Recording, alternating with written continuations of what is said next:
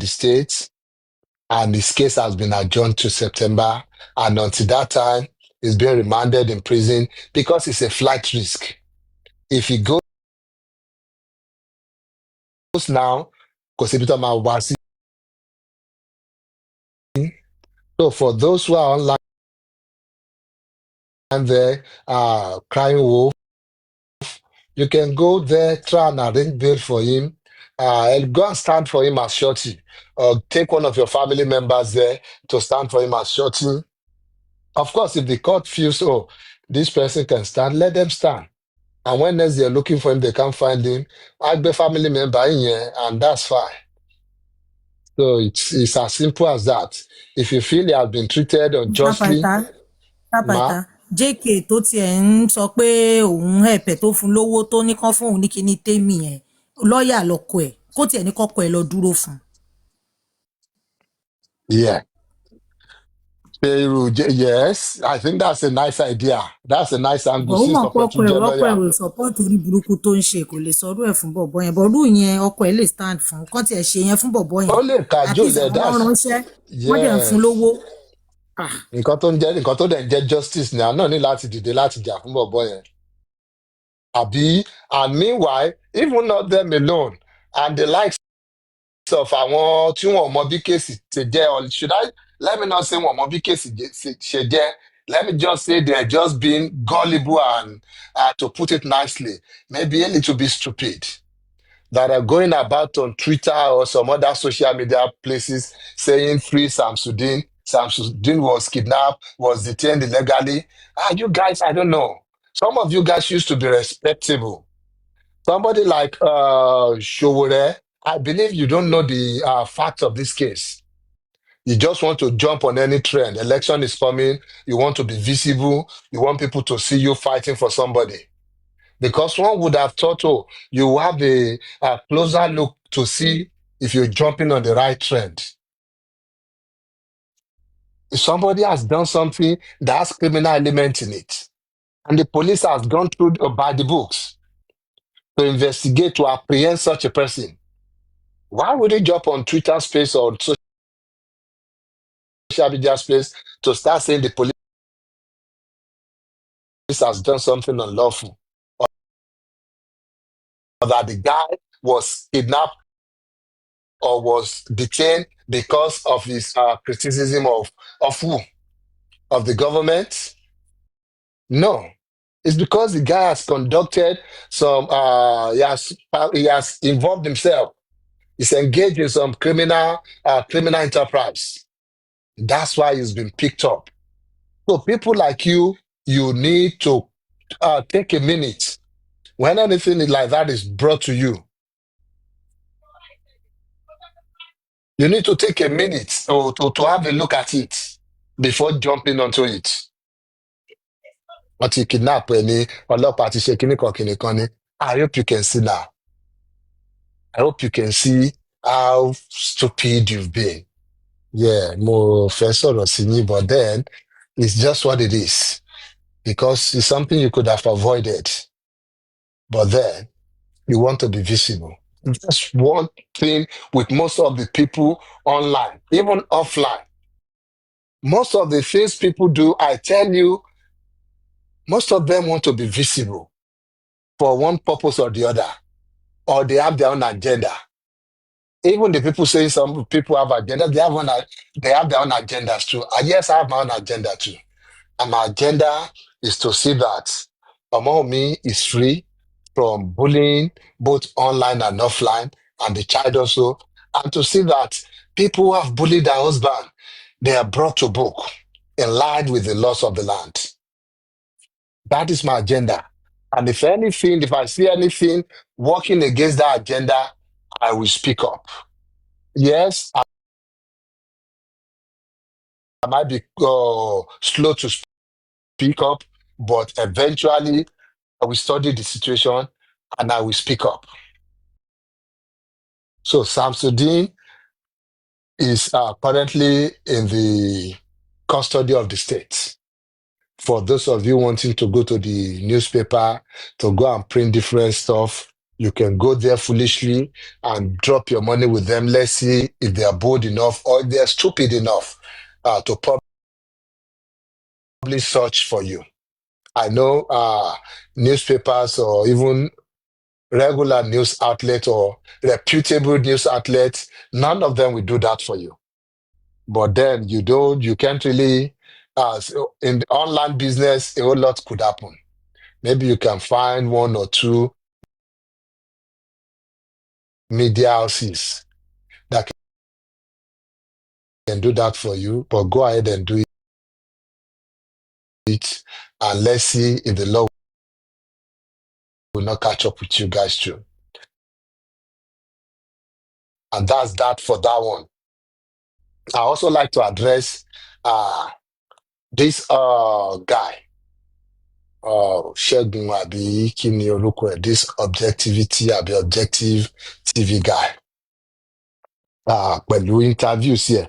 I don't think I've had time to maybe give any submission on Adura's interviews with him, the backlash, how you try to run away from it and suddenly find its way back into the old system, into the old issue too. It's fine. Initially, we thought, not like we thought, some of us knew where this was coming from.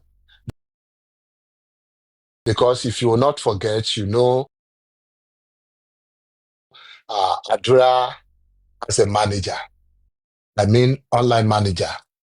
I don't know if he's managing his music business or just his personal life. And your guess is as good as mine. You know who that is. But then, before then, overall, I think the Adura's interview is a good one. I think Adura has been able to open up on a whole lot of things and has been able to shed light on a whole lot of things that people think, oh, he's been quiet because of this or because of that. No.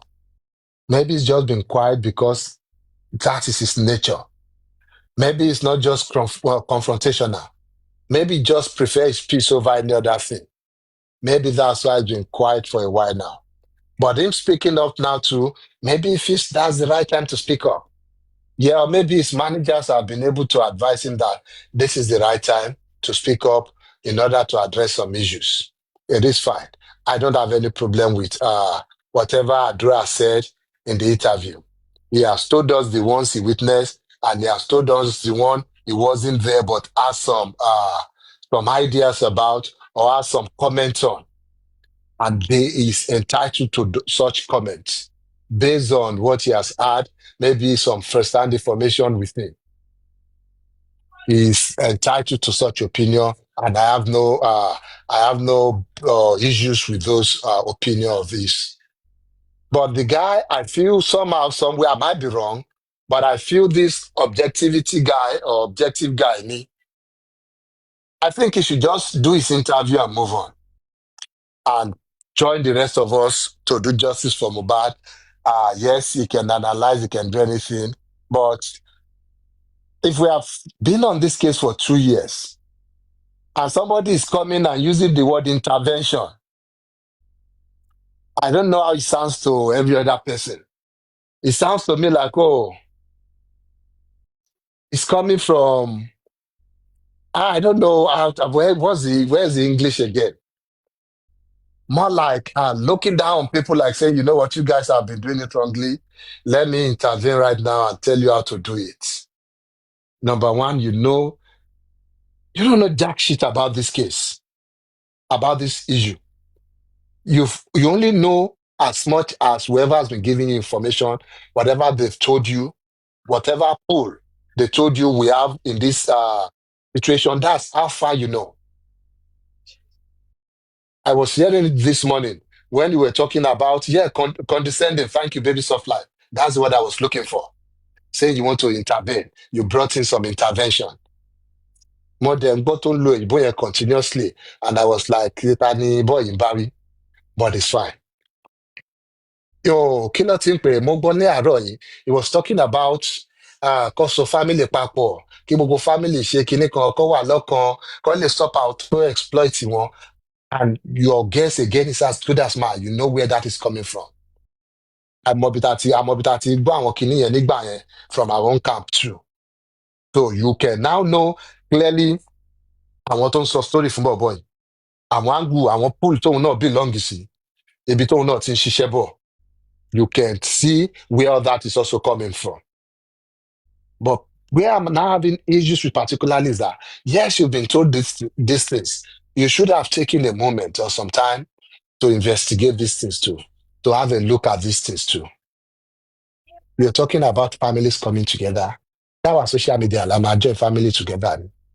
Let's even forget that Joseph Aloba has been wicked all his life. He's been an evil man. He has brought out the old family members. Apart from himself, he has brought them to the market and dressed them down in the marketplace. Let's see somehow we can forget about all those things. Or somehow the family members can forget all those things and say, you know what, bygone is bygone. Did you know that there was an issue of DNA that was taken to the court? And the court recognizing that, oh, the family is not together. That is why we have this kind of issues. The court told them, go and do ADR, alternative dispute resolution. Do you know what that is? What else can you call that? Trying to settle the family, trying to bring the family together. Did you know that this happened? Or you didn't have time to study this case up to that extent? Tó mọ̀ pé there was a time tí ìyá Mohbad àti Ọmọ́wùnmí tó wà ní court tó sọ fún magistrate pé ẹ jẹ́ káwọn lọ sí Mohbad. Tí magistrate sọ pé kí gbogbo family come together àti bàbá àti ìyá àti Ọmọ́wùnmí pé kó come together kó fẹnu kò sọ́nà kan kó lè wà lọ sí ọmọ yìí. What has the judge introduced to them there?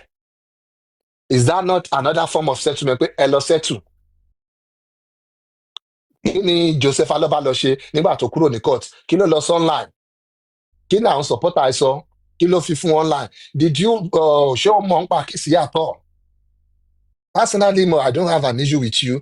I just have an issue with you not knowing about this case and think you're not like Oganusi and now thinking you are in a position to scold anybody online here and tell them they've been doing rubbish for the past 2 years. Doing this more like holier than thou attitude. Ìyẹn lèmi ní issue pẹ̀lú. Ló mọ̀ pé gbogbo kìíní ìṣẹ̀lẹ̀ at every of this instance, go and study what Joseph Aloba did. The first meeting, when the judge of the DNA court told them go and sit down amongst yourself and come to an agreement. When they sat down, immediately that afternoon, to the daily meeting, Joseph Aloba came online. That's when Joseph Aloba came online. Pé kò sọmọ tó yẹ tán ní kò sọmọ tó kẹtàn lé àwọn. Nípò òwúrọ̀ ọmọ ẹ tó kẹtàn ohun tí mo pọ́ ọmọ ẹ kẹtàn lé. While they were still in the court, why the court sọ fún wọn pé kó lọ settle láàrin ara wọn nìyẹn. He came online to say kò sọmọ tó kẹtàn lé àwọn, to cast aspersion on Ọmọ́wùnmí, on the baby. So tell me, has that not been a form of settlement that Joseph Aloba at all these instances don't reject, don't turn it out to be something for him to attack with? He met with Iya Mohbad because Iya Mohbad thought, oh, maybe Kaka said to no, yes, because I'm out on drive Iya Mohbad, no. Well, bóyá kó settle, bóyá kí gbogbo family wà lójú kan, bóyá that way, bóyá nǹkan á lè ṣẹlẹ̀, I don't know what will happen, maybe we'll get to that later. Kí ni Joseph Aloba lọ ṣe lẹ́yìn yẹn? Pé kò lọ ta story yẹn fáwọn blogger ni, pé Iya Mohbad wọ́n bọ́ wọn kó fọ́ọ̀nù wọn fàdá ní. Ó wá bọ́ wọn ti miss òun gan ti ṣe oríṣi. Did we not hear gbogbo narrative tó lọ online lórí yẹn? Báwo ni kíní yẹn ṣe jáde? Is it not true Joseph Aloba àtàwọn supporters yẹn? So tell me, what other form of settlement are you looking for? Kọ́ lọ dọ̀bálẹ̀ fún Josin pé kó má bínú. Start hanging them out to dry like a wet towel. So is that what you want? Is that what you're saying by settlement? Is that what you are saying? Ní gbogbo àti gbogbo ń sọ wọn ò apologies sí ẹlẹ́dàá Mohbad àbí ẹlẹ́dàá wọn kan kọ́ lọ tọrọ ìdáríjì ẹ̀ṣẹ̀ kọ́ lọ ṣe gbá kọ́ lọ ṣàwo. Is that what you're trying to repeat here for us again? I would suggest you take a moment, kó lọ wo gbogbo kéèsì yìí from one step, from one issue to another. Kó lọ wo bí Joe ṣe ti carry ara ẹ̀ at every point in time. Sọ fún mi, which part of these family members is not ready to say, okay, o, tó bá dójú ẹ̀ o, we need to work together to make things better as long as it will bring Mohbad justice. Tell me, which family member? It will be Joseph Aloba. Ó dórí DNA gan, mọ́ sọ pé kò sí wàhálà, ẹ fẹ́ ṣe DNA, ẹ fẹ́ ṣe ní abroad ni o, ẹ fẹ́ ṣe anywhere ni o. Don't worry, we'll do it. As long as we can just get this over with, as long as that one will make people focus back on justice for Mohbad, tó bá ṣe gangan. If it's the DNA that's stopping, that's dividing people, you know what? Let me get this thing done, and let us all get back to justice. Ìyá Mohbad ní òkè tó bá jẹ́ pé kí n wà pẹ̀lú bàbá yìí ló máa jẹ́ kí ọmọ mi rí justice ni. Wọ́n kúnlẹ̀ fún ní court ń bẹ̀ yẹn. Láàrin bóyá snob ẹ̀ ní nínú court yẹn ni. This guy, you need to take your time to look at these things before you come online and start come here like you are a school teacher or something. Ìyá Mohbad lọ kúnlẹ̀ ní court, ó lọ kúnlẹ̀ privately, ó kúnlẹ̀ publicly. Kí ẹ̀yìn ẹ̀ change anything nípa Joseph Aloba ni? No, nothing. Nothing. Ó kúnlẹ̀ gba dọ́gì náà ni. Ẹ jọ bẹ́ẹ̀. Ọmọ à ń kúnlẹ̀ gbà náà ni. Àbí báwo lọ ti lè ṣe jù yẹn? Because ẹ náà kúnlẹ̀ privately àti publicly. So ó ti carry ẹ̀yin lẹ fi coloration yẹn sí o. ẹ má bínú, ẹ mọ̀ pé mind mi máa ń ṣiṣẹ́ fà mí Gemini. No, tell me. Who? Mind wa máa wander off. Ẹ pé má dín wá ní ẹjọ́. Tell me, who in this family? Láwọn tó pè ní family member yìí, or maybe you're talking about some family members I don't know about, or most of us don't know about. Tell me which one of them you already in Tokyo, if it's to get justice for Mohbad, we will do anything. That okay, don't worry. We will, even if it's to work with somebody we don't like, we'll work with that person just to get justice for Mohbad. So your tirade or your, should I call it tirade now? Your submission or your speech should be directed at Joseph Aloba, not making it look like àwọn kan ló ń exploit wọn. No. In fact, if there's any exploitation here, I would say it's the family exploiting the public. Yes, I will say it. Bam. It is the family exploiting the public. It's as simple as that. Yes, we have evil people here and there. We are big, and the truth be told, whether there is a case of Mohbad or not, evil people like Bukky Jesse, they will still continue to make money online. Omarike Simi Tomaganusi, Tofima Pawu, Konfi and the likes, they will continue making money online. So, pé bóyá wọ́n fi case ọmọ yín kan make you wá bí wọ́n fi case Mohbad make you wá ayé láti bá, go and fucking sit down. Wọ́n máa fi make you wó, and so fucking what? Pardon my French. And so what? Wọ́n máa fi make you wó. Case ni ó dẹ̀ ti wá online nìyẹn. Ó ti wá online kí lẹ fẹ́ káwọn èèyàn ṣe sí. Wọ́n máa sọ̀rọ̀ ń pa. People will get gifts. People will even get private messages. Ẹ fún mi lákàntì mo fẹ́ send nǹkan sí.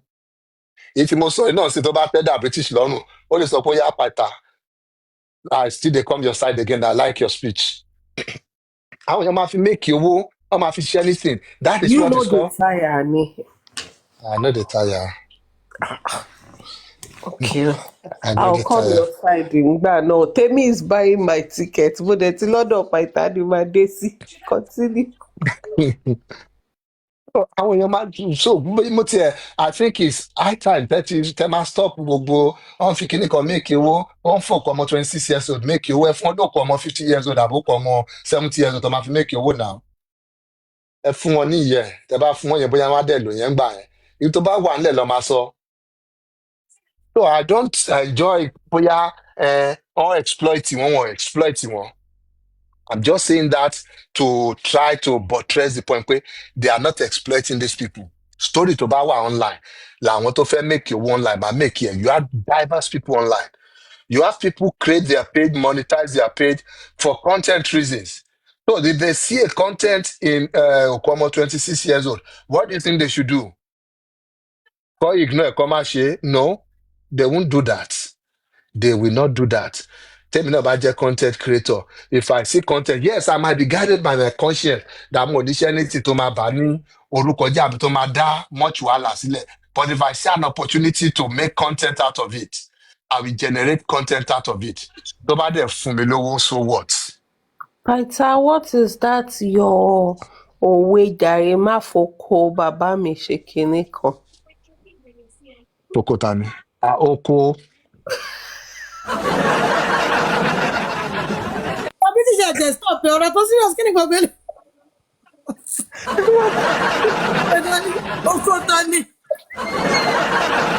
ẹni pẹ́rẹ́ mi kí ló dé wẹ̀ torí ọ̀lù bóyá àwọn èèyàn rẹ̀ ló ti wọ́n Da báyìí. British tẹ̀dẹ̀ mọ́ páwọn èèyàn record.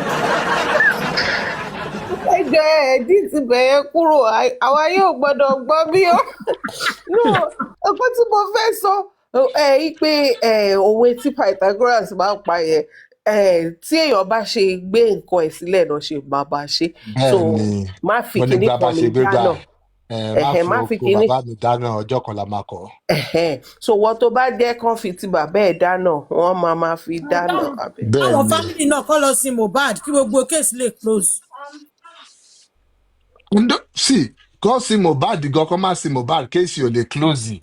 Àwọn èèyàn bá yìí rí opportunity láti fi kéèsì yìí jẹ́wọ́ online.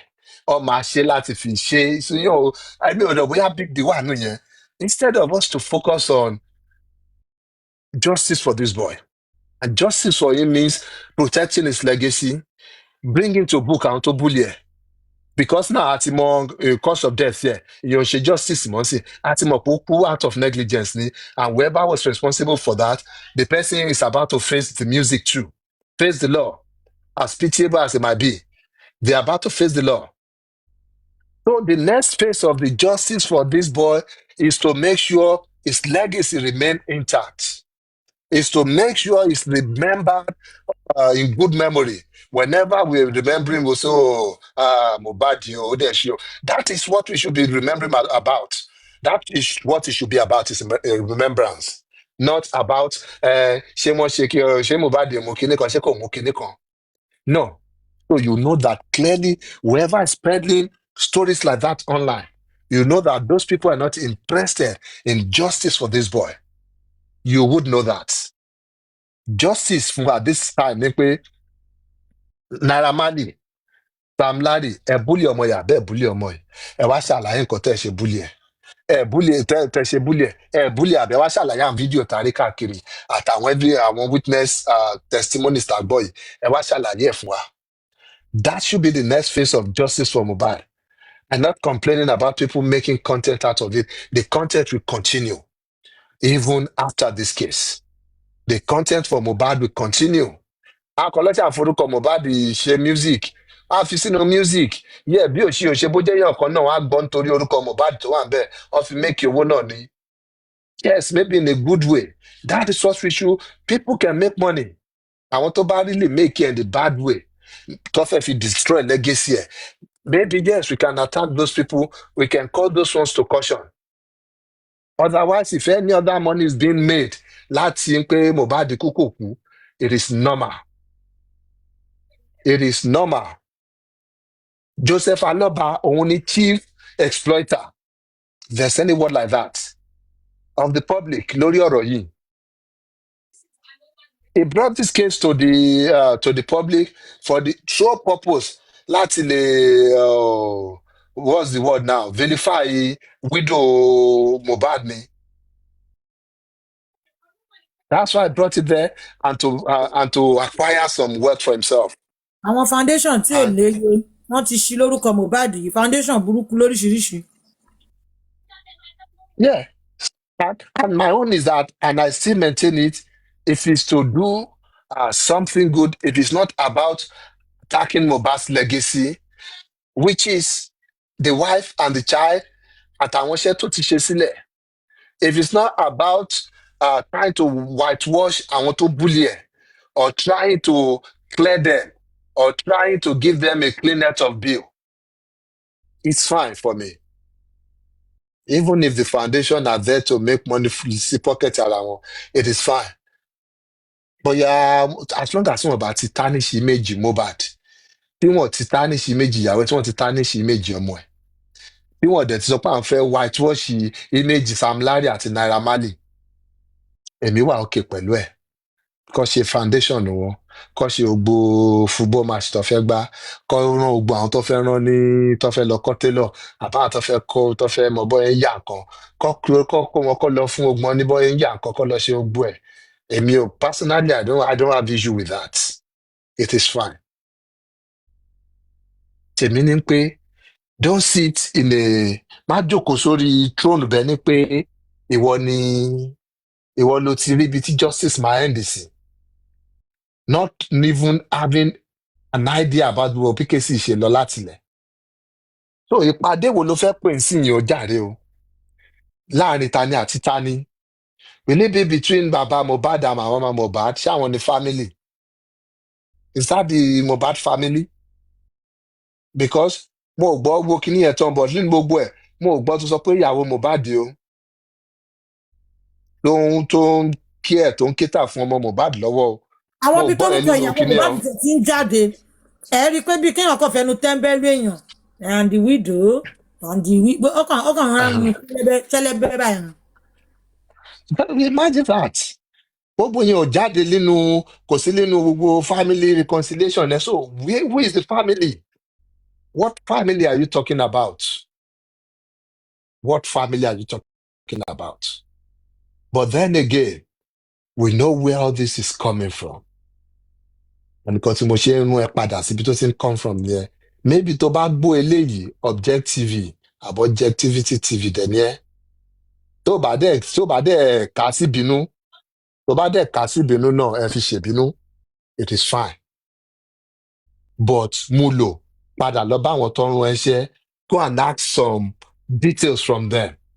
Pé àmọ́ gbọ́n pé lè ti ṣẹlẹ̀ ńgbà báyìí, báwo lọ ṣe, mo gbọ́n pé lè ṣẹlẹ̀ ńgbà báyìí. So maybe you should now go to Joseph Aloba. Bóyá ìdẹ̀ ti lọ bá Joseph Aloba tó dẹ̀ ti wá sọ fún ẹ pé ó ti sú òun ṣetán àti the family mú padà. But then they accept to that. So are you saying we just forget that Joseph Aloba came online and insinuated that Omowumi in cohort with her exes or she exes ló pè wọ́n àlè? Ẹ rán mi létí English àlè yẹn again náà. Concubine. Concubine mo làwọn English yìí sá lọ lálẹ́ yìí. Iṣẹ́ tá a ṣe ká tó bẹ̀rẹ̀ yẹn náà pọ̀ díẹ̀. Ní pé in court with wọn ní ọjọ́ pa Mohbad, Joseph Aloba insinuated that online. And he said it in clear terms. Ní pé Leah ọmọ àlè ni. So ṣá má gbàgbé gbogbo àwọn yẹn. Àbí ṣé díẹ̀ ká sọ pé mò ń gbàgbé gbogbo àwọn yẹn torí whatever she wants to forget or she wants to remember is none of my business anyway. So tọ́mọ̀ ń bá gbàgbé gbogbo àwọn yẹn. If I am now a Mohbad supporter, somebody who tó fẹ́re fún Mohbad, tell me, èmi náà wá forget gbogbo yẹn, bàbá tó ti wá online sọ pé Mohbad yóò àrìndì ni o. Joseph Aloba tó ti wá online sọ pé Mohbad yóò yahoo ni o. Tó ti wá online wá paint Mohbad bẹ́ẹ̀ ni pé Mohbad ni aggressor. Tó ti wá online, tó ti lọ sí interview, tó ti sọ pé ṣe lọ́kọ́ ọmọ òun lẹ́kọ̀ọ́, aláìlẹ́kọ̀ọ́ lọmọ òun, ọkọ̀ lọ́gbọ́n ni. So tell me, the public is just supposed to forget that too. I say, you know what, let the family come together to look for justice for Mohbad. No. The public are not the one stopping the justice for Mohbad. Yeah, maybe some section of the public because they are not focusing on the right things. Maybe because they are being distracted. Maybe because they are paying attention to things they should not be paying attention to. Ọgbọ́n nǹkan tán ti ní nǹkan ló sọ pé kán adopt Liam.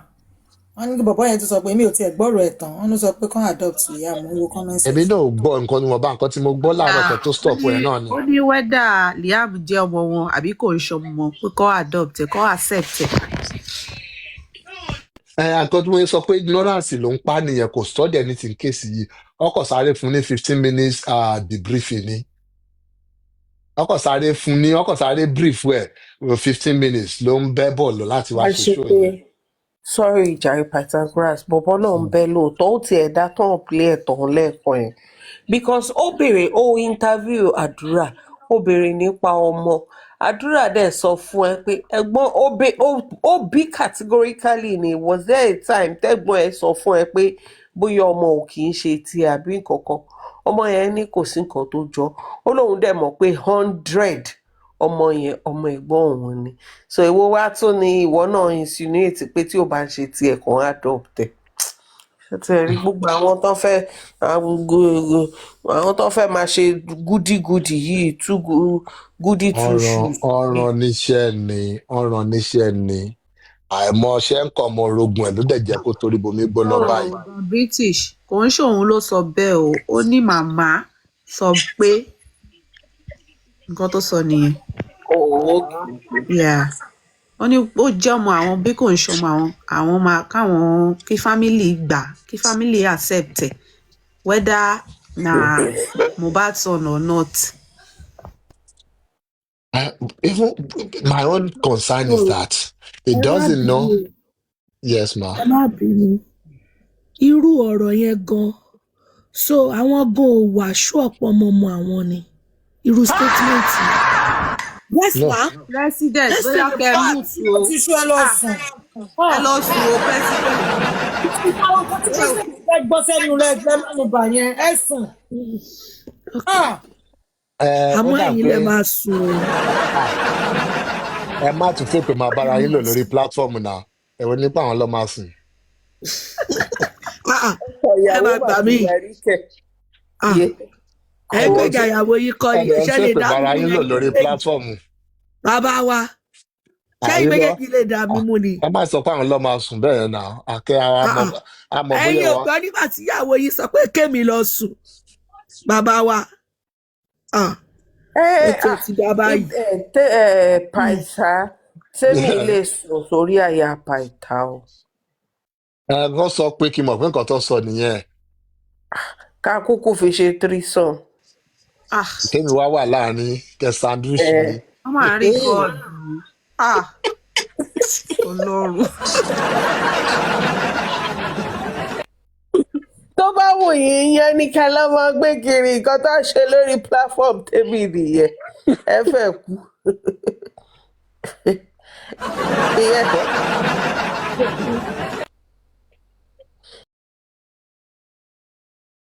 ìyẹn là ń ṣe láti Canada wá sí UK owó ti fẹ́ tán sórí owó flight máa lọ máa bẹ́ẹ̀ ni bọ̀ 2.5 ló kù báyìí. ọlọ́ọ̀. Underage, this platform is not for underage. Oh, Grace found me. Àwọn tó ti bàlágà, àwọn náà wà bíbẹ̀. I want is that the guy should have taken proper briefing. I'm up for brief ẹ ni. Èmi mọ̀ pé most of us mọ̀ bí tí gbogbo story tó ń sọ ti wá torí kò follow kéèsì yìí. Àwọn nǹkan tó dẹ̀ sọ fún Ọwọ́ yẹn jọ̀wọ́ ìsọ̀, bẹ́ẹ̀ ara ni. jọ ara. wọ́n sọ fún ni ó categorically sọ pé wọ́n sọ fóun òun béèrè lọ́wọ́ lágbájá àti lágbájá. Ó dárúkọ. Ṣó fi lágbájá tá à ń sọ sáàárín ẹ̀. Àbí dáwà ló pè lágbájá. no ó dárúkọ àwọn tóun bá sọ̀rọ̀ tóun interact pẹ̀lú tóun béèrè ọ̀rọ̀ lọ́wọ́ wọn ó dẹ̀ sọ nǹkan tó sọ ó dárúkọ àdúrà ó dárúkọ màmá ó dẹ̀ nóun bá jòsí náà sọ̀rọ̀ ó tán. Ok, kò tí ì dárúkọ ẹni tó wà behind the scene gangan. Kò tí ì dárúkọ Àwọn àpò gbogbo yẹn jẹ náà. But my own is that. tó bá bá family sọ̀rọ̀ okay, the thing is I'm not gbogbo ọ̀rọ̀ family yẹn just as Mr. Paita have said too kan lọ try láti yanjú ẹ̀ but I am been putting the blame n pé àwọn public náà gbà tí nǹkan ṣẹlẹ̀ ìyẹn ló wà annoying. They've tried all this within themselves tó bá lọ ṣe ń kọ̀rọ̀ ọ̀tọ̀ là ń gbọ́ níta kò sí tàbí public wo ló ń tẹ̀lé wọn lọ gbogbo behind. Àbí báwo la ṣe mọ̀ pé Bọ́sẹ̀dé test microphone. Èmi ò mọ̀ yẹn o. onífóònù bíi márùn-ún kan ni mo gbọ́ ẹnu Báyọ̀jẹ́ láti gbọ́ so all these things ìjọ tó lọ náà ẹnu ẹni ọmọ ológo láti gbọ́ kò ń ṣe pé bóyá anything so all these things they are coming tó bá tó pé family versus lè kí ló kan public but him putting it on public ìyẹn ni nǹkan tèmi rí tó wrong gbogbo everything tó bá fẹ́ fún. And sorry mami, not that Yeah. I'm even against family settling. My own is that settle to what purpose? To what end, really? Because you keep saying it like, oh, the family bá settle. Tí ẹ lọ máa gbé justice wá ní, what to kí ni gbogbo. Wọ́n nìyẹn ló máa gbé wá tó bá unite wọ́n á lè mọ nǹkan tó fẹ́. Irọ́ delusion ni gbogbo yẹn. Ìyẹn ò lè Mr. gbé Bàtà any ẹ jẹ́ ká justice. fílẹ̀ Mr. Bàtà ẹ jẹ́ ká fílẹ̀ bẹ́ẹ̀. Irọ́ máa mi They mo might ní think fi that is sílẹ̀. please No, now. I get here. No, Okay. more I'm against the family settlement. Don't get me wrong. I'm just addressing the fact that what will that achieve at the end of the day? We know where we are going. The public looking for justice, really looking for justice, they know where they are going. Wọ́n ti sọ pé nọ́ọ̀sì ló pa kínní. Family settle àbí kò settle. Did the court not come to the conclusion ni pé Mohbad died of negligence? So now that the family has they've still not settled, has that changed anything? No. No, he The is now court was saying the still family should settle so that all this justice for Mohbad can stop. Bóyá tó bá lọ sin ọmọ tó ṣe DNA tó ṣe gbogbo ẹ̀. Everybody No, man, no. He's been myopic. Because whether on lost your money, they want your money, that's another thing. That's what I'm saying. That's another thing entirely. That will not bring us justice for Mohbad. Joseph Aloba going into the room with Mrs. Joseph Aloba. That's Mama Mohbad.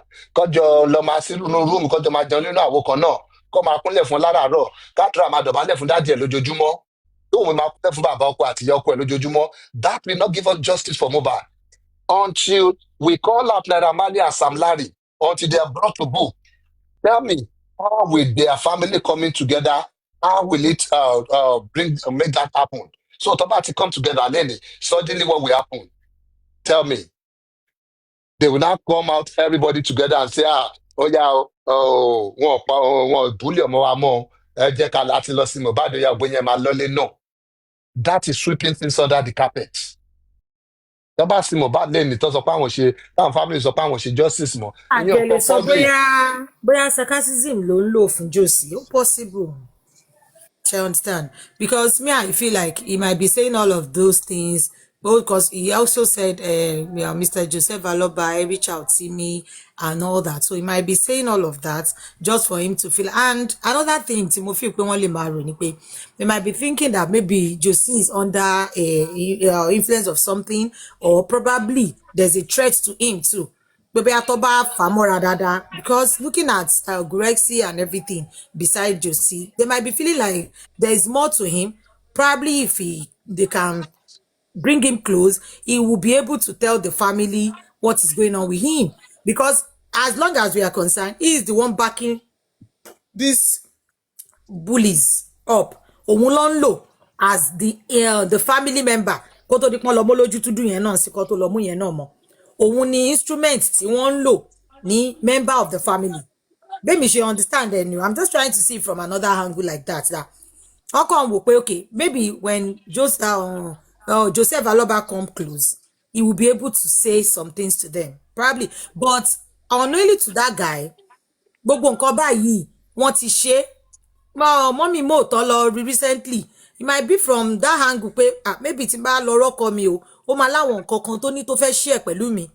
Tẹ́ pé tá bá jọ ríra, ó máa share. It's not about sleeping together one bára. No. It might just be like FC lórí wọn ká tí ẹ gbọ́. But instead kí Josie jẹ́ tún ṣe yẹn, ó tún bọ́ síta ló tún ní wọ́n kó fóònù márùn wá o, wọ́n tún ṣe kinní kan o, wọ́n tún ṣe gbá, wọ́n tún ṣàwò, ṣá understand?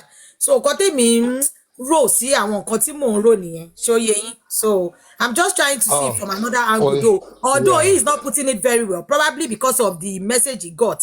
He being saying àwọn public kan fi kinní kan ṣe kinní kan yẹn. No. If you talk about extorting, the family are even extorting the public. So okay, just be Mami oní angle. First week tí Oh, first week tí Mohbad kú, nígbà tí bàbá Mohbad ń pe àwọn tó rò bóyá wọ́n lè bọ́ Mọ́wùnmí sọ̀rọ̀, báwo ló yẹ bá wọn sọ̀rọ̀? Ó bá wọn sọ̀rọ̀ in a gentleman approach, right? Ní pé kán sọ pé gbogbo nǹkan ọmọ òun tó bá wà lọ́wọ́ ẹ̀ pé kò kó sílẹ̀. Ó fèpèlé àbí kò fèpèlé? Ó fi àyádọ́ díẹ̀ sí. So tell me, that's the first week tí Mohbad kú o, kí àwọn family kí àwọn public tó dá sí Public tó tẹ̀ dá sí ibi tẹ́mi ti ní issue pẹ̀lú ẹ̀ náà ní that public thing tó fi síbà pé public ló ń da family kí ló kan public ṣé public ń bá wọn sùn ń bá wọn jí ṣáàdúrà tó lóun fẹ́ bá bàbá òun sọ̀rọ̀ tí bàbá ní kó lọ bá lọ́ọ̀yà tó jẹ́ tún sọ fún àwọn bloggers ẹ̀ pé ọmọ àwọn fẹ́ bá wọn sọ̀rọ̀ ọmọ tó pè yín lọ́gànjọ́ òru tó pè yín ní ìdajì ṣé public ń sùn pẹ̀lú àdúrà ni gbogbo nǹkan yẹn tí jòsí ò bá gbé síta fún àwọn bloggers ẹ̀ wípé àdúrà ń pe òun báwo ni public ṣe fẹ́ mọ̀ báwo ta ló fẹ́ sọ fún anybody pé so I understand what you're saying pé wọn ò ṣe findings wọn dáadáa before coming to say gbogbo àwọn team kinní kan ló ṣe kinní no Josie is the reason behind family ẹ̀ tí ó settle kò sí anybody tó anything láti ṣe pẹ̀lú family nǹkan tí àwọn public dúró fún is justice for Mohbad and our justice for Mohbad is to talk about the bullying tí wọ́n ṣe fún bọ̀bọ̀ yẹn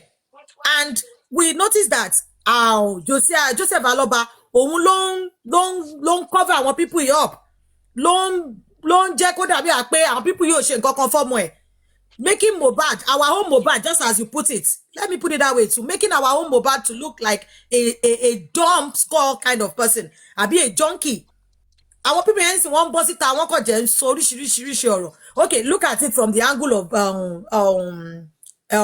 pool of blood tó sọ pé just imagination later so àwọn people yìí nǹkan tèmi ti ń problem pẹ̀lú man yẹn ni pé you are not looking at the angles tí wọ́n ti fi bà orúkọ ọmọbìnrin yìí jẹ́ this is not because we are supporting obìnrin ọkùnrin lèèyàn tó ń sọ̀rọ̀ yìí náà when we talk about Mr. Pythagoras we have men among us tí for physical position tó bá jẹ́ pé àbúrò titi yín òun ni Ọmọ́wùnmí ìyàwó ìlérí olúwa pẹ̀lú gbogbo nǹkan tí Mr. Joseph Aloba ti bọ́ síta tó ti sọ lórí tó lọ sórí radios orí TV wọ́n bà orúkọ ọmọ yìí jẹ́ beyond you not even talking about that one ní bínú tèmi ní o ká ní ó sọ̀rọ̀ lọ́bẹ̀ yẹn náà pé àwọn nǹkan tẹ́jẹ̀ ṣe fọ́mọ obìnrin yẹn náà ó kù díẹ̀ káàtó like making it like wọ́n ti nǹkan kan tó ṣe kíní family and forgetting that ọmọ ọlọ́mọ kan náà ló wà nínú kíní tí téèyàn kan jẹ́ ti tó bàjẹ́ tó bà lórúkọ jẹ́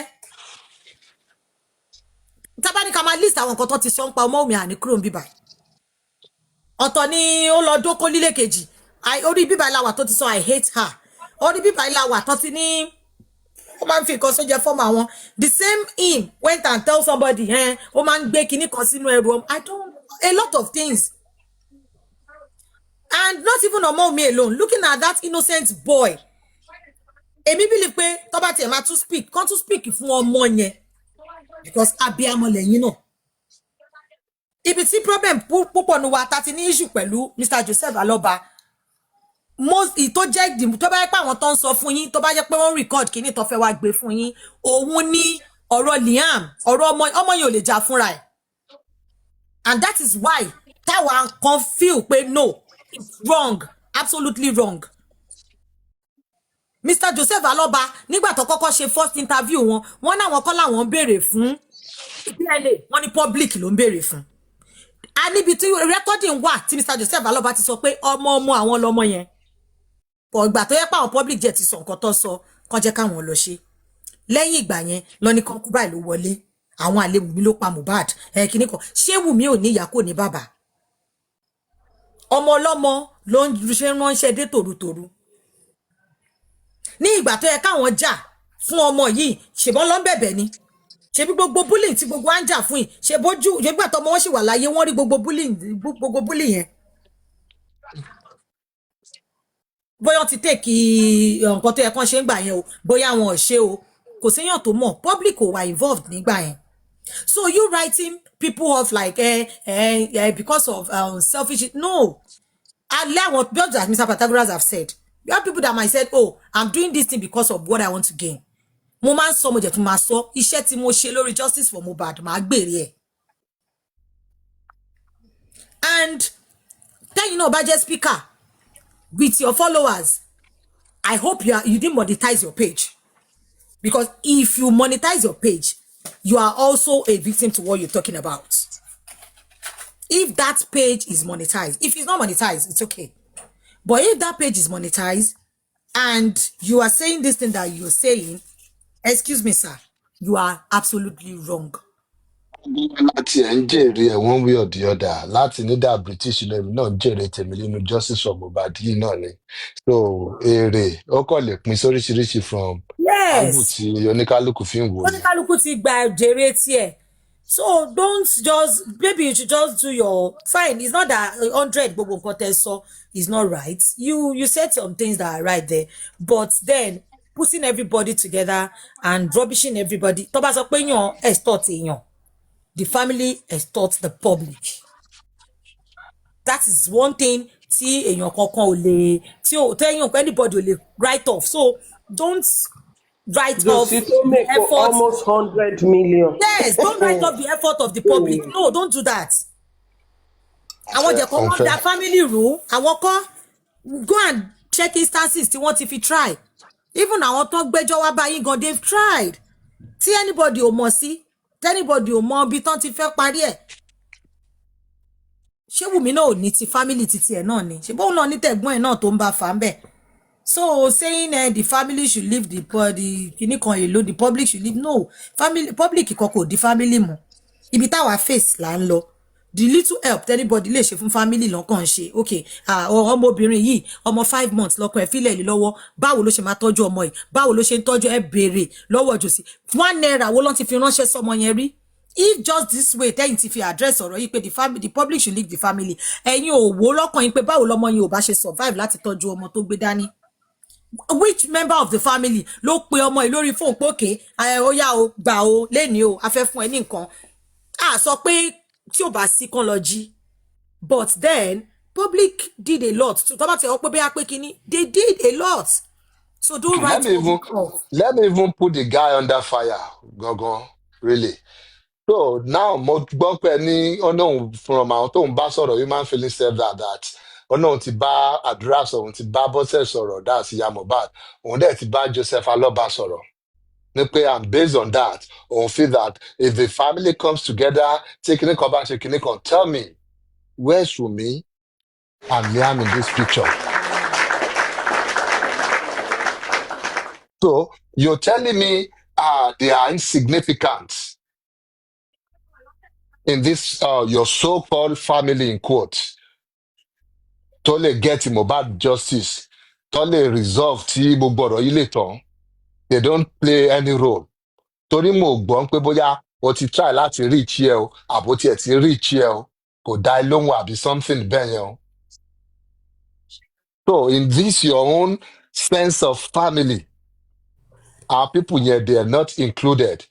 Àwọn ò ní wọn ò ní string kankan tó fi attach mọ́ Mohbad. Àwọn family tó matter nìyẹn láti yanjú ọ̀rọ̀ yìí, láti yanjú nǹkan tó wà nílẹ̀ yìí. Àlọ́ mọ̀ nǹkan tó ń sọ. So that's why I said, take a moment. Let's assume all this was just you rushing to analyze, rushing to post something on your page. Because you said you were out of the case, you wanted to leave the case. It is fine, and you're coming back, it is still fine.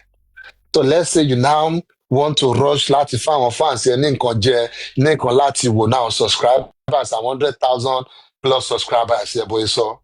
O fẹ́ fún wọn ní nǹkan láti wò. Why not just do a little bit of digging? Laziness yìí náà ni bẹ́ẹ̀ ni púpọ̀ nù yín. That's the issue of most of you guys. Laziness, you cannot just take time to find out some things, to listen to some things, to investigate. So that when you're making your submission or your analysis, it can be from an informed perspective. Not from something like our section idea of what they want the justice to look like. And I still repeat it and I maintain it. all these people coming together, if we don't focus on where we need to focus on, which is the bullying of Mohbad now, and maintaining the the legacy of Mohbad, if we're not focusing on that, then bringing the family together will be in vain. Bringing the family together is another issue separate from justice for Mohbad. It's a totally separate issue. If you want to undo that, good luck with it. It's a worthy project. Go ahead and do it. Don't just tell us you're doing justice for Mohbad. That is not justice for Mohbad. That is family dispute resolution. You can do that. But don't confuse that with doing justice for Mohbad. Pé o parí ìjà màmá àti bàbá, o parí ìjà bàbá àtọmọ, o ti ṣe justice for Mohbad, irọ́ o ṣe justice for Mohbad, sorry. O settle family ni. That's what you did. Naira Marley, Sam Larry. They are the people to bully Mohbad. This is what brought the public out. Yes, eventually some fools came around in the midway. That's why dojú gbogbo ẹ̀rú through the help of Joseph Aloba. But what brought most people out from the inception was the videos they saw online. The post someone may posted that you were when he was alive. That was it. Not because of support anybody, because of anybody. She never said anything like that. The import, the center, the nucleus of that message to post in Ibeyen was that the husband was constantly bullied while he was alive. Ibi tí center, ibi tí nǹkan tí message post yẹn center on nìyẹn. Àfi tẹ àwọn tó rí wọn bá dọ́ta tọpọlọ wọn kú ni wọn lè rí pé that is what the message was talking about. That you make life uncomfortable and unbearable for him. And he repeated that in inquest. Wípé ó ti kú kó tó padà wá kú gangan. Pé nǹkan tóun try láti sọ fáwọn èèyàn nìyẹn. He live in fear. Ó ti wà hypertensive and everything. So he's not nǹkan tó hide. Ó ń sọ, ó jẹ́ continue láti máa sọ, ó jẹ́ mọ nǹkan tó ń sọ. Òun náà jẹ́ ní the same thing Adura náà ń sọ nsìn yẹn. Ẹ̀yin náà wo fídíò tó bọ́ síta yẹn bí tán ti fọ́ ìgò lọ́nà. Mo wo fídíò yẹn mo jíjú báyìí mọ́rí ni. As in, ó dà pé ẹ̀ṣẹ̀ ń ṣẹlẹ̀ lójú mi. Ẹ̀jọ̀ fọ́gò mọ̀ta ni lórí. Mohbad, the video is out there. Nínú ilé Naira Marley. Adura sọ náà lọ́wọ́ right of Adura. Adura tún sọ pé that's Túndé. Mohbad ló wọ white yẹn tí ó fọ́ ìgò tán la ìgò mọ́ lórí. Nínú ilé Naira Marley bẹ́ẹ̀. Èmi ò tí ì rí yẹn, but I am. Ó wà ń ta láti ọjọ́ ìbọn. Ó ti gbà tó ti kú ló ti wà ń ta bọ̀. Ó rà pa àkọ́tì ẹ̀ bọ̀ gbà lánàá àbíjẹta tí Adura drop ẹ̀ tí mo lọ wò dáadáa mo ṣé mo ẹ̀ṣẹ̀ view kíní ẹ̀ dáadáa pé ṣé gò ló láàmọ́ lórí báyẹn ó ń jà ní o látẹ̀yìn báyìí ó jẹ́ ń bọ̀ ó gbé gòlè lórí Mohbad lórí ni all this while ṣé gò sí òsì lé ni. Ṣé Mohbad ya wèrè ní gbogbo gbà yẹn náà tí ò mọ̀ pé wọ́n búlì òun when the stupid very dark boy tó ń try láti create narrative pé bóyá substance àbí bóyá habit alcohol habit yẹ ló fà tó kàn fi sọ pé ilé ìfẹ́ pa òun tòun fẹ́ pa òun. I didn't see that, but èmi wà deeply convinced nínú mi pé ẹ̀yin people yìí ẹ bully Mohbad. At least from the little videos tèmi ti rí, and that's why èmi sọ pé we cannot be distracted by all these stories because at the end of the day I was just going to address Segun within 2 minutes and move to these guys, Naira Marley and Sam Larry. Because mo mọ̀ pé attention gbogbo kini is just to create distraction. Yeah, we can do that. Move. I think it's fast. Nǹkan tó gbé very dark boy yìí dìde nìyẹn.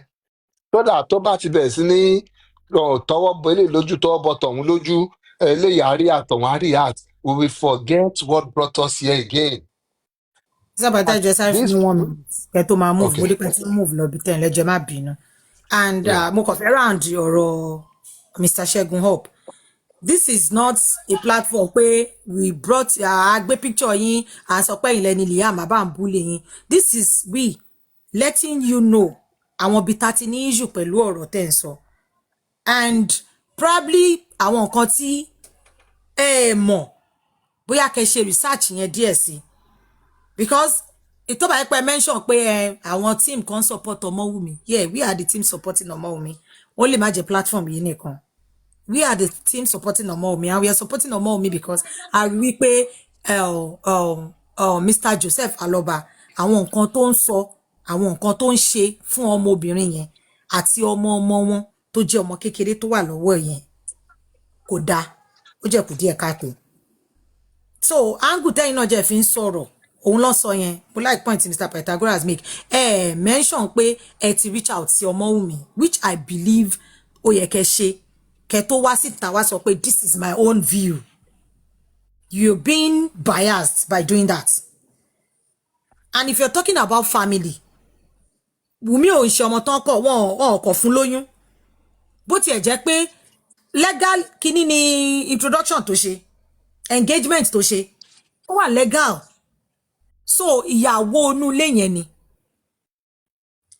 kẹ́ tó bọ́ síta pé kíní yẹ kẹ́ fóun náà lọ́wọ́ tiẹ̀ ẹ̀yin náà sọ ní nǹkan tó ń bínú kẹ́ try láti gbọ́ àwọn nǹkan tóun náà tó ṣẹlẹ̀ kó tó di pé reach conclusion tẹ́ make yẹn your conclusion today we've been listening to you this is the first time we are addressing what you've been saying your Adura's interview and you doing the interview is superb it's something that in fact àwa gan tin dúró ká gbọ́rọ̀ látẹnu Adura for long and we are happy to hear from him but that's your concluding part today ẹ má bínú sir we are sorry sir wà okay pẹ̀lú 100 although ṣé nítorí ẹ fẹ́ ká wà pẹ̀lú ẹ ká accept it but try kẹ́kọ̀ọ́ wá kàn tà láti fẹ́ lè sọ fún yín pé do more research do more then you will know ṣe mọ̀ pé me I be respectful person ẹ fi mí lẹ̀ o do more research and probably by then you will understand what we are saying here thank you and God bless you Mr. Pateja move lọ sọ́dọ̀ àwọn bullies ẹ ṣé àdúpẹ́ thank you.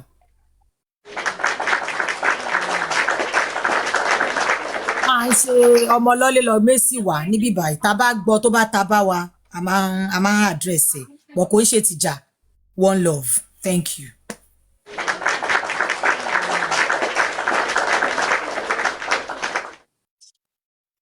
Yes, ẹ ṣeun ìyá wa.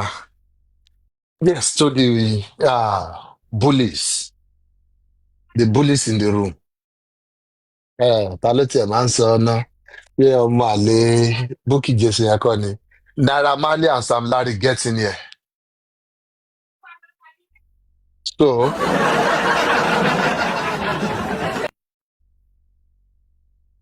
like I said, Mr. Bata ṣe máa ń sọ kínní ẹ̀ rò pé àwọn ìyá wà ní wọ́n jẹ́ máa wà lẹ́fọ́ ẹbí tó tán get in here ẹ bọ́ síbi.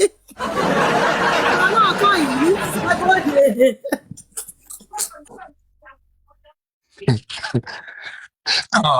I've said it before. I am deeply convinced ní pé àwọn people yìí wọ́n bully Mo. They bullied Mohbad. I've never at any point wọ́n pé àbí ṣé wọ́n ṣe àbí wọ́n ṣe ni because I have seen the videos online. Maybe some privately. I have seen these things and I have heard the police preliminary reports stating clearly that on killing Mohbad, these people were not around. Though that mo tún gbọ́ rumor kan tó ń sọ lọ́sàn-án pé èèyàn kan wà around, but that's another story for another day. But the police said, oh, these people were not around, they were not in the country, they've investigated it. At least from where they stand now, they have nothing to do with Mohbad's death. Èmi ò fìgbà kan rò bóyá ó ní nǹkan ṣe pẹ̀lú immediate cause of death Mohbad. Mo ò fìgbà kan rò bóyá ó ní nǹkan ṣe pẹ̀lú ẹ̀. But the police went further. update kan lé ní o a rí update kan lọ́dọ̀ QT lé ní o pé wọ́n wà ní òun náà mo sọ pọ́n wà ní. òun náà mo ń sọ pé it's a matter for another day. Another day, yeah. Oh, but then the police went further, just in the next paragraph or in the next statement that, but on bullying, on cyber stalking, on assaults, They have enough evidence. They have enough. They use the word preponderance, meaning yapa, credible witness testimony to nail these guys for the bullying of Mohbad.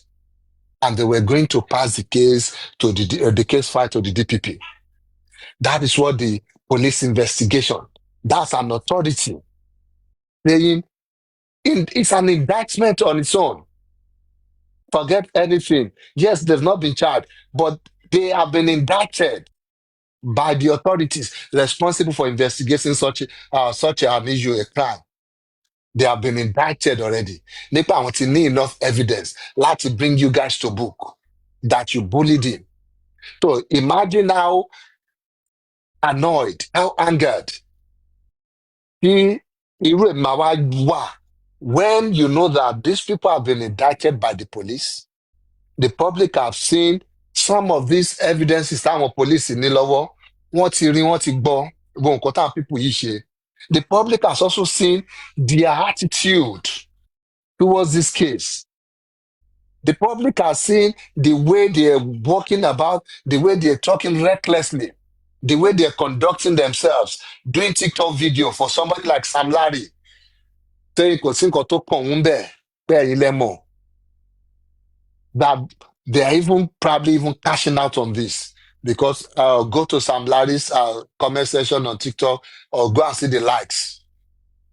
Somehow, somewhere, ó dà pọ́n náà máa ń sọ wọ́n ti like bá ti pọ̀ tó yẹ kan àbí comment ni mo how that works. Tó bá yẹn pé tó tún gbowó lórí ẹ̀, just imagine how infuriating that would be. Nípo tún post bó ṣe wù ú nìyẹn, or TikTok tún sanwó lé lórí fún un. So you will see that I don't care, that nǹkan tó bá fẹ́ ṣẹlẹ̀ ní kò ṣẹlẹ̀, that attitude from there. And some idiots is now coming, or some of them are now coming, láti whitewash and people yìí, to now paint them as the victim, to now say àwọn ti fẹnu bà business wọn jẹ́, wọ́n ti torí ẹ̀ cancel wọn, wọ́n ti torí ẹ̀ ṣe kinní kan, that like people have been unfair to them. How stupid can somebody be láti conjure orúkọ bẹ́ẹ̀ yẹn, and how stupid can our people be láti lè digest, láti lè swallow irú concussion yẹn.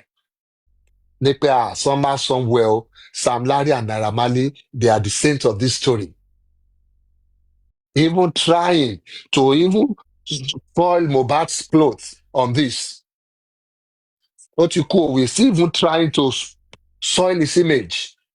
Ní pé nínú gbogbo kéèsì yìí o, òun ló fa gbogbo nǹkan tóun kò ṣẹlẹ̀ sí, gbogbo bullying yẹn, bóyá òun ló kọ̀ sí ẹ̀ lórí ara ẹ̀, òun ló fọwọ́ fà á. Without any accountability from these people. And that is where my own anger is. Apart from my conviction pé ẹ ṣe kìíní lóòótọ́, I'm still now feeling like, okay, tẹ́ bá dé ọ̀pọ̀ ẹ̀ ṣe, go and explain it to the court.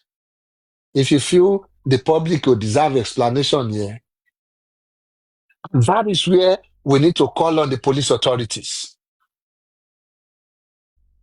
That is when maybe somebody like Shegun, maybe it would have won my heart. No matter where, because if you bring family together, and people about to work together, they work together, so that you will go and not face it. I want to bully Mohbad.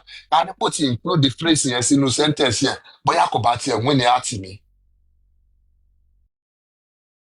Because what's the point of anybody coming together if they are not going to battle together? If it will be in your customer portion, I think it must support calling lesson, won't share anything. Then what is the point of any coming together? There is no way Sam Larry and Naira Marley don't if you observe around from gbogbo nǹkan tó wà nílẹ̀ yìí without facing the law, without facing the public to explain to us. Báwo ni mo fẹ́ mánéjà mọ́ ṣe máa dín pọ̀ mọ́ gbé ẹ̀jẹ̀ jáde kúrò nínú ilé. Inú ilé tó jẹ́ pé you are the Lord and Master of Naira Marley. Inú ilé tó jẹ́ pé wọ́n lo kọ́ àwọn boys sínú ẹ̀. More like what's the word here? You're dead. You were in control. ìwọ ni ringleader. Yes, because it's now more like a criminal enterprise. Tó bá jẹ́ pé ṣe ni kọ́ lu ẹni tó bá fẹ́ raise the objection bẹ́ẹ̀. Wọ́n lù ú bẹ́ẹ̀, he confirmed it. A rí fídíò ẹ̀ náà sí ọ̀run lọ́sọ̀pọ̀ ti gbé fídíò ẹ̀ jáde. Ibi tẹ́ ti fọ́ ìgòmọ lórí. Your wife did it, whether you did it yourself or not. You were there. You were in control of that space. What did you do during the event? Nothing. You're probably sitting down upstairs somewhere, smoking your weed or something. Or you're probably too busy with other business, in quotes, business calls or something. Pé jẹ́ kó máa ná lọ́nbẹ̀ yẹn. Tó bá ti yá kọ́ lẹ́sìn ni ẹ̀bí dáadé ẹ̀ ṣe sọ nípa ẹkún kọ́ lẹ́kọ̀ọ́ ni èmi ò mọ̀ pé ẹ ti ń ràn ní school bẹ́ẹ̀ yẹn. Adult lesson. So you did nothing to prevent harm fún ọmọ yẹn. Somehow you provided the enabling environment. And that was what I was saying when I started my submission, maybe this time or the previous time, it was called Go Kitale Leni. They are parties to crime. You might think, ẹni tó fọ́gùn mọ́ lórí nìkan ló jẹ̀bi ọ̀rọ̀. No. If the crime is investigated and it was discovered that ẹni tó fọ́gùn mọ́ lórí yẹn, èèyàn kan ló mú gùn yẹn lọ pé yá gbà lọ fọmọ lórí òun yẹn. Àbí ṣe ló wá gòkè lẹ́nu kí ni màá fi ṣe ọ̀bọ ìléṣe gbàgbàgbà. You have enabled him. You have aided him. That is where the word aiding and abetting came from. Oh, hey, dear. Oh, abet ẹ̀ ń pé yá, báwo ni mo gbọ́ ẹ lọ́wọ́, oṣù onígbọ̀wọ́ ẹ̀. If you have provided them an enabling environment, provided them a den where somebody can be suppressed against their will, where somebody can be assaulted because they were asking for something that was within their right to ask for. If you have created this space for these people to carry out this assault on Mohbad, you are a party to that crime, Naira Marley. And kò sẹ́ni tó máa jayò pa tó bá sọ pé o bully Mohbad, wọn ò jayò pa. They did not speak out of turn. You bullied Mohbad, whether directly or indirectly, you did bully him. O bully ọmọ yẹn. So stop that rubbish. Nípa fẹ́ bà business ẹ jẹ́, wọ́n fẹ́ bà orúkọ ẹ jẹ́, wọ́n fẹ́ ṣe kinní kan ni. And now you are now going about trying to paint different narratives. You were going after Ìyábọ̀ Òjó torí sọ pé bóyá o sọ nǹkan kan, ẹ lè pa wá lọ́mọ, àbẹ́ ẹ lè ṣe kinní kan, so that Ìyábọ̀ Òjó can now come out maybe to apologize to you or to do something that we now negate nǹkan tó ti sọ ń gbà yẹn tẹ́lẹ̀ pé o bully ọmọ yìí. Pé serial bully àní ẹ, yes. Mo mọ̀ there's a word like that, that was coinage ni. You said it in one of your interview that we should appreciate the effort you are putting into not being a serial killer. What rubbish? How I appreciate the effort you want put into it to put a serial killer. Otherwise, kí ni ò bá ṣẹlẹ̀ jáde o. So, o bully ọmọ yìí. Tó bá dẹ̀ no bully ẹ̀, come out and explain these videos to us.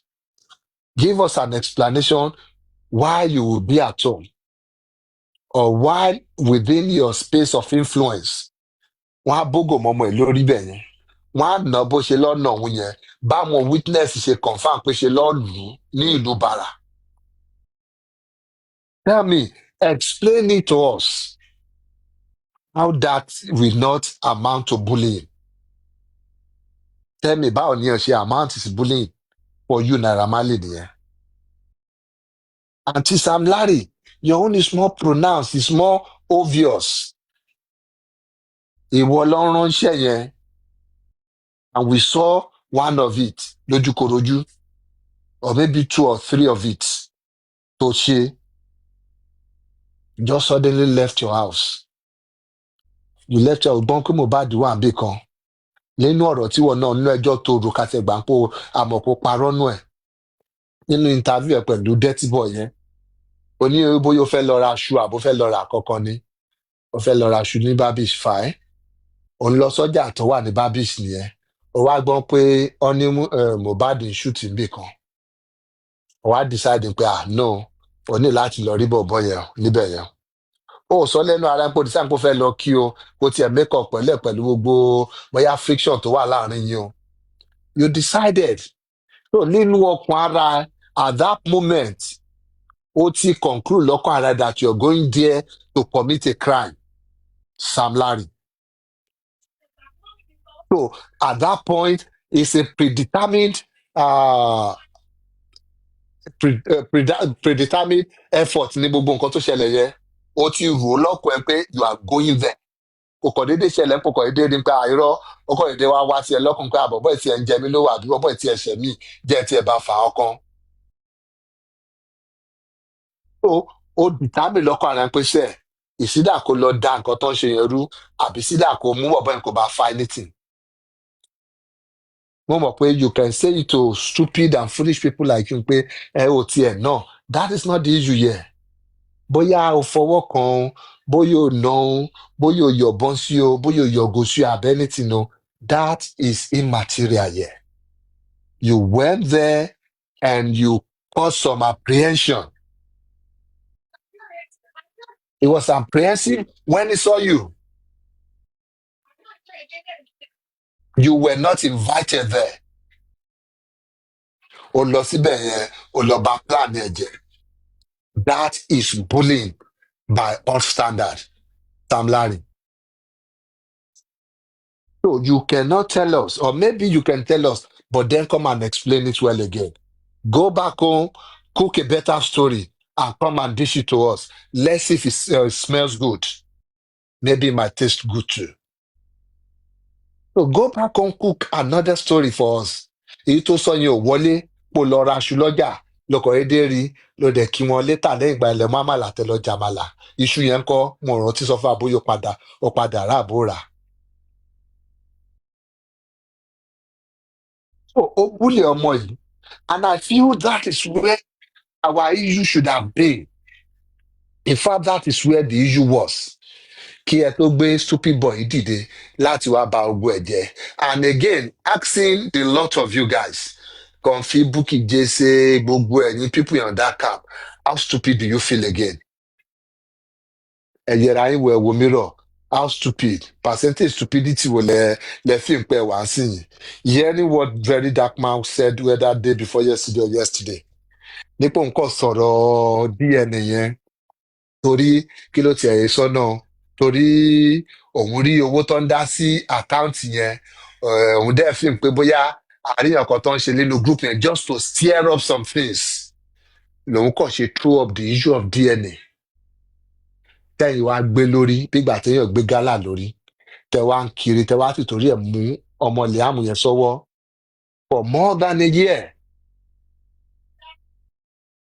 Kò sí orúkọ tẹ́ ẹ̀ pé tán kò sí bully tẹ́ ẹ̀ fún tán just because that stupid boy woke up one day ànódẹ̀ wọ́n pé dàpá kan plan against òun ọ̀láìkò òun àbọ̀ òun kàn fẹ́ da orí ẹjọ́ kan rú àbọ̀ òun kàn fẹ́ stir up some shit somewhere ó dẹ̀ sọ̀rọ̀ pé whether na the wife o the wife fit be say the wife no dey loyal na why kìnìkan and he talked about the DNA and you guys took it like hook line and sinker. Ẹ̀dẹ̀ gbà ẹ̀dẹ̀ bẹ̀rẹ̀ sí ní gbé lórí ẹ̀dẹ̀ bẹ̀rẹ̀ sí ní fi ṣe bullying online here and there. So how stupid lẹ feel by? How stupid? Tẹ̀rí pé gbogbo ibi tí ọ̀rọ̀ yìí ti wá nìyẹn. Ní pé you be manipulated by this chief manipulator called Very Dark Boy. In fact, tábà sọ̀rọ̀ gbogbo nǹkan tí boy yìí ti ṣe in this case of justice for Mohbad tí tábà sọ̀mọ́ ẹ̀ off. Personally, èmi fi hàn pé whatever integrity àbí whatever image tẹ́ bá ní of this guy when he was still displaying his dick in his art gallery, whatever image you still have of him, whatever respect in quote you still have for him then, I think it's still better than whatever he's been doing now. In my own books, I would regard him more then nígbà tó yìí ń fi okó ẹ̀ ṣe art gallery kiri lẹ̀. He had more honor there. Now he's a gun for hire. Kò dẹ̀ sí nǹkan tí ò lè sọ mọ́, kò sí nǹkan tí ò lè ṣe mọ́. Now look at what he's doing now. Ó ti gbé ẹjọ́ according to him, mo fẹ́ revive justice for Mohbad. No. Mo fẹ́ whitewash Sam Larry àti Naira Marley. But ó ti wá ṣe dáàrin kan, ẹjọ́ ti wá dàrú mọ́ lójú. Kí ló kù? Personal attack to people. So that á di gbọ́mi sí omi òtó. Kò ń ṣe bẹ́ẹ̀. Bẹ́ẹ̀ ni wọ́n á máa sọ yẹn lọ. Neglecting the real issue here of the bullying of Mohbad. Championed by Sam Larry and Naira Marley. That would be the nǹkan tó fẹ́ ka neglect ẹ yẹn. jẹ́ má bínú sá sọrí ẹ̀yin tẹ́ ń stream wa tẹ́ ń àtàkì bàbá wa tó ń sọ̀rọ̀ ikú pa yín o ikú pa yín. àti ẹ̀gbọ́n wọn àrí wọn pé wọ́n ti ń ṣe nǹkan kan. exist. bí bẹ́ẹ̀ ṣe sọ ìyá àti ẹ̀mọ̀ páwọn òkú ayé ni yín tí ò bá ṣe pé lórí burúkú ni tó yẹ pé gbogbo ọmọ tó bá jáde látara yín Naira Marley tẹ́ ń sọ́pọ̀tì àwọn ló máa ṣekú pa wọ́n. àmì Ọlọ́run. wọ́n ní amúkú ẹrù ẹ wọ́ àti ìsàlẹ̀ kan ló ti wọ́ wá torí ẹ̀yìn ẹ̀ ń sọ̀rọ̀ olórí burúkú pé wọn ò sọ̀rọ̀ bó ṣe pa wọ́n ń sọ̀rọ̀ lórí búlì ẹjọ́ ṣé búlì ṣé nǹkan kékeré ni nínú ayé ẹ̀dá lágbára Ọlọ́run bí búlì bó ṣe wá jẹ́ nǹkan kékeré nínú ayé yín gbogbo ọmọ ìṣẹ̀dá àwọn ọmọ tó bá jáde látara yín irú àdánwò tí Mohbad tó kàn lára Naira Marley tẹ́ ń sọ̀pọ̀tì lágbára Ọlọ́run gbogbo generation yín pátá ló máa tẹ̀sí ẹ̀kọ́ tó jáde láyé. Àṣẹ màámi ẹ jẹ́ ká fi wọ́n sílẹ̀. olórí burúkú òun nìyí Anika ṣé ó ṣe dáadáa ní London tó wà ló sá wá sí Nàìjíríà ẹ̀yin olórí burúkú olóṣẹ́ ní òfò. kò sáwá wọn ẹ máa sọpọ́tì ìwà dọ̀tí. kò sáwá o wọ́n lè wálé ní kò jẹ́ wọ́n lè wálé ní náà tí ó ṣe dáadáa ní London lọ lè wá sílé ẹ jẹ́ ká filẹ̀ ká ẹ̀yin olórí burúkú. àti ẹ̀rí wọn. mo kàn kẹ́kẹ́ ò mọ̀ pé a gbọ́ gbogbo orí burúkú tẹ̀ sọ bá a ní fún yín ní relevance òkú ayé nìyí ẹ̀yin àti ẹ̀sọ̀ ọ̀gá yín bẹ́ẹ̀ ṣe ṣẹ̀sín lálákọ̀ọ́kọ́ náà nìyẹn ìwà òṣì tẹ̀ ń sọ́pọ̀tì ẹ̀ ó ẹ̀ padà ṣẹ̀sín ni ẹ̀yin olórí burúkú aláìnojú tí a tó kú má tó kú amọ̀nà ọ̀run ẹ̀yin àgbà òfò oníjẹkújẹ onídọ̀tí ẹ má bínú bàbá wa kọ́kọ́ mọ̀ pé agbórí burúkú tó ń ṣe ni. Kò sí wàhálà ẹ jẹ́ àtúbọ̀ máa gún wọn lábẹ́rẹ́ yẹn lọ. Whether you like it or not, the court has made a verdict on what killed Mohbad. You will either be stupid, foolish, mischievous, or just evil for you to now still say Oshinwaku tó pa Mohbad. If you are still in that place, mo kí yín kú oríbú o, ẹ kú oríbú lọ́tùn lósì. If that is where you are still, Onwaku tó pa Mohbad, Ọlọ́run á fún yín rí. Àwa ti rí kú tó pa Mohbad, negligence ló ń pè, òun ni kú tó pa Mohbad. Meanwhile, at this point, we need to move on with àwọn tó bully Mohbad. Torí nǹkan tó gbé most people jáde nìyẹn. Púpọ̀ nú ẹ̀yin tẹ́ ń sọ pé ẹ̀yin wá kú kan tó pa Mohbad kiri lẹ́ ń sìn yín. Ọ̀sọ́kan òru kan náà lẹ join movement yìí, which is fine, kò sígbà tí yóò lè join. It is fine. But then if you go back to the reason why people actually thought troop jáde lórí issue yìí, it was the videos they saw there. It was the post that was centered around him pé ọmọ yóò sí mi. Ní some period of time kó tó kú yẹn, jẹ́ àwọn kan jẹ́ kọ́mọ yìí sinmi, wọ́n jẹ́ kó gbádùn life ẹ̀. Ogun lè ní ogun lọ́la lọ́ fi life ẹ̀ ṣe fún. Bullying yìí náà ni ìyẹn ló trigger a whole lot of people tó fi mọ̀ pé no, we cannot allow this fester in our community. Nǹkan ló tó trigger gbogbo àwọn protest yẹn tó trigger ó yá ẹ tiẹ̀ lọ wú jáde ẹ jẹ́ àti ẹ̀ mọ̀. Yes, the aim was to know pé ṣáwọn tó bully ẹ̀ náà ló tún ṣọ́ọ̀tún lọ́wọ́ nínú ikú ẹ̀ náà ni. Yeah, but eventually the law, the court, the investigation, the steps, the processes made it clear, at least as at today, ní pé yes, wọn náwó nínú ikú ẹ̀ directly, àbí wọn náwó nínú immediate cause of death here. But then, the investigation also showed us that these people bullied him. Now that it has been concluded in Koto Mohbad, why is it too difficult for you to move on and move on to why was he bullied? The same energy. Why can we not use it on these people? Naira Marley and Sam Larry, the investigation to show wọ́n bully people with Nigerian police too. Why can we not use that energy altogether? Let's call on the Nigerian police to continue or to show us the result of their further investigation. If they've not submitted the file to DPP, Toba the land to submit the file here from DPP. Why can we not call on DPP? Why can we not call on Lagos State government and ask them why these people have not been made to face the law? Why they still have not had their own day in courts? Why are they still there working as if they own the country? Is it that they are bigger than the law? Is it that they are bigger than every other person in this country? Or is it that we have some people behind them saying that these guys, we cannot allow you guys to have them, or we cannot allow them to answer to you guys for what they did? Those are the questions we should be asking, and not wasting your life, wasting your years, wasting your time on ikú tó pa Mohbad tí wọ́n ti sọ fún wa tí gbogbo wa ti rí. And distraction here, that is what they're still creating. This set of people, whether you like it or not, you can link them to gbogbo distraction tá a ní láti bẹ̀rẹ̀ kéṣì yìí. Dórí DNA, tó fi kọ́ gbé distraction wá. Dórí àbí Mohbad mu gbọ́ àbò mutí àbò ṣe kinní kan. Àbí ṣẹ̀bá ṣàgbọ́ngbà náà tí stupid father yìí náà tó jáde wá sọ gbogbo ẹni tó bá bímọ fọ́mọ òun bóyá ó lóyún fún àbó bímọ fún ni kọ́kàn tààtàn kọ́ máa gbé bọ̀ wá bá òun. Gbogbo yẹn náà la rí gbà yẹn.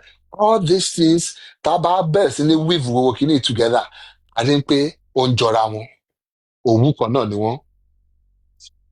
And we know where we can guess rightly ibi tí gbogbo àwọn manipulation yẹn ti ń jáde wá. It is clear, it is evident now that this Vincent of a guy is working for Naira Marley. His own job is to get these people off the hook in the court of public opinion.